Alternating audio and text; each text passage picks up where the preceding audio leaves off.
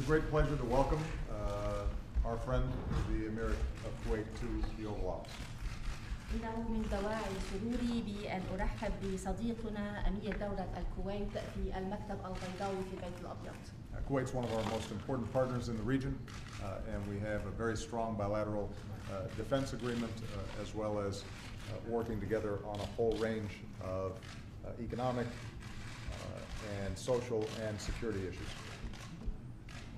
إن الكويت من أهم شركائنا في المنطقة، ولدينا اتفاقية دفاعية ثنائية قوية جدا، وأيضا نعمل سويا بشكل قوي ووثيق على الأمور الاقتصادية والاجتماعية والأمنية.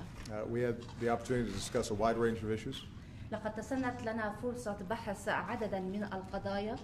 Obviously, at the top of the list was the situation in Syria. وبشكل واضح في أعلى الأولويات الوضع في سوريا. Our two countries are in agreement that the use of chemical weapons that we saw in Syria was a criminal act, and that it is absolutely important for the international community to respond in not only deterring repeated use of chemical weapons, but hopefully getting those chemical weapons outside of Syria. إن بلدينا متفقان بالنسبة للاستخدام للأسلحة الكيماوية الذي رأيناه جميعا في سوريا، متفقان على أنه عملا إجراميا، ومتفقان على أنه من الضروري جدا للأسرة الدولية بالرد بشكل يمنع استخدام الأسلحة الكيماوية ويزيلها من سوريا. I shared with the Emir my hope that the negotiations that are currently taking place between Secretary of State Kerry and Foreign Minister Lavrov in Geneva bear fruit. وقد أعربت عن أملي إلى صاحب السمو من أن المفاوضات القائمة حاليا بين وزير الخارجية كيري ووزير خارجية روسيا لافروف في جنيفا ستؤتي بثمارها. But I repeated what I've said publicly, which is that any agreement needs to be verifiable and enforceable. ولكن كررت ما قلته بشكل علني بأنه أي اتفاق يجب أن يكون قابلا للتحقق منه وقابلا للتنفيذ. And we agreed that ultimately what's needed for the underlying conflict is a political settlement that allows ordinary Syrians to get back to their homes, to rebuild, and to relieve the enormous suffering that's taking place. وأكدنا واتفقنا على أنه ما هو ضروري الآن هو أن يكون أيضا تسوية سياسية تسمح للمواطن السوري العادي من العودة إلى دياره ومن إعادة بناء دياره، وأيضا من أن يعني يعاودون حياتهم العادية. And I want to express our appreciation to the Kuwaiti people for the enormous humanitarian support that they've provided to Syrian refugees. وأيضا أعربت عن تقديري للدعم الكويتي الكبير للمساعدات الإنسانية للاجئين السوريين.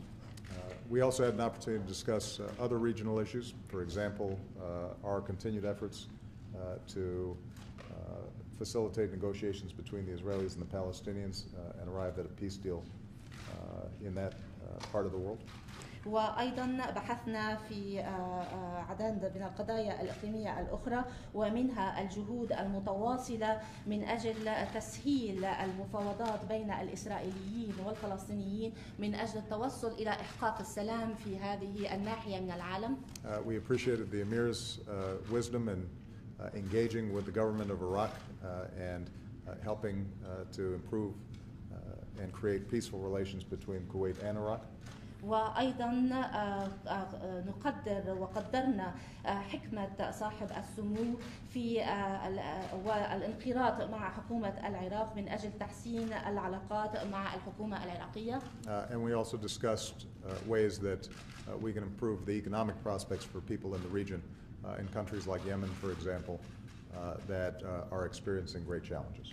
وأيضا بحثنا في سبل مساعدة على تحقيق الرخاء الاقتصادي في بعض الدول من المنطقة، على سبيل المثال اليمن التي تعاني من الصعوبات والتحديات في هذا الصدد. So we appreciate the strength and leadership of Kuwait and its friendship, and we are looking forward to extensive cooperation in the future. صاحب السمو نثمن الريادة القوية للكويت والصداقة مع الكويت، ونتطلع إلى العمل سويا في المستقبل من أجل الدفع إلى الأمام كل هذه العلاقة الثنائية.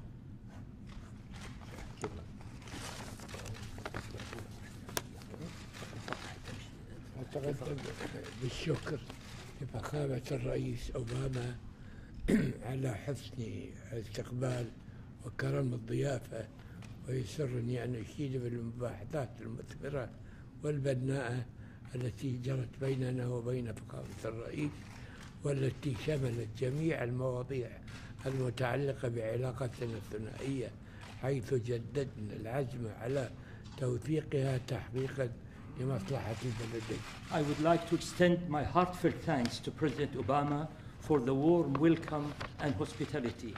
I am happy to refer to the productive and constructive talk between myself and President Obama, which included topics related to our bilateral relations, where we renewed the determination to achieve what is the best for the mutual interests of our both countries. كما عرضنا موضوع استمرار احتجاز المعتقلين الكويتيين،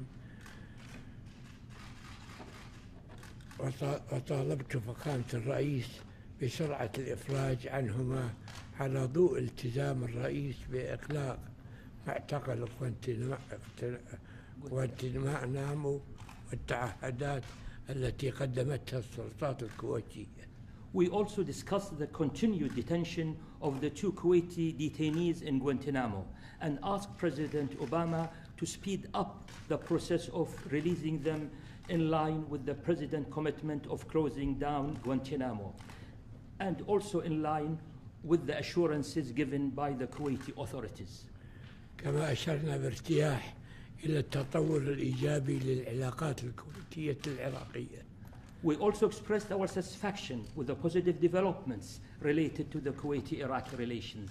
كما تطرقنا إلى موضوع أمن الخليج وجهودنا المشتركة في تحقيق الأمن والاستقرار والتنمية في هذه المنطقة الحيوية الهامة، لا سيما وسط التطورات الراهنة في المنطقة. We also discussed the subject of the security of the Gulf region and our combined efforts to achieve security, stability, and development in this important active region, especially taking into consideration the current development in the region.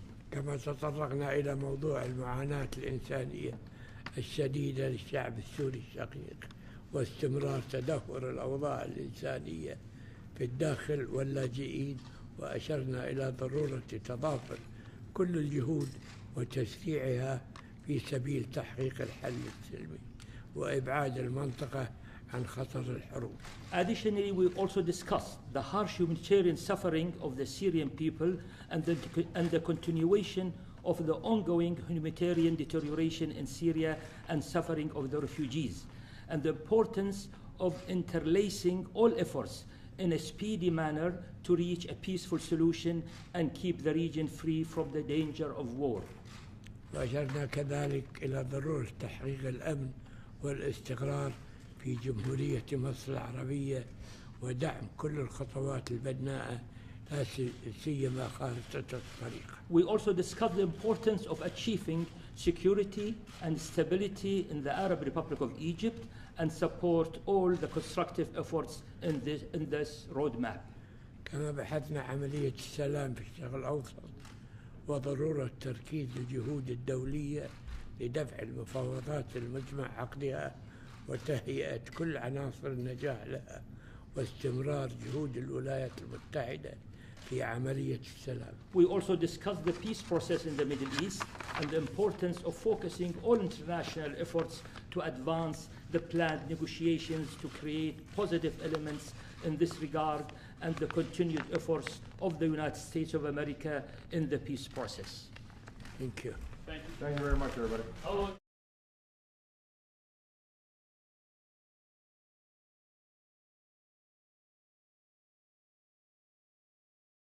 Outside of Syria.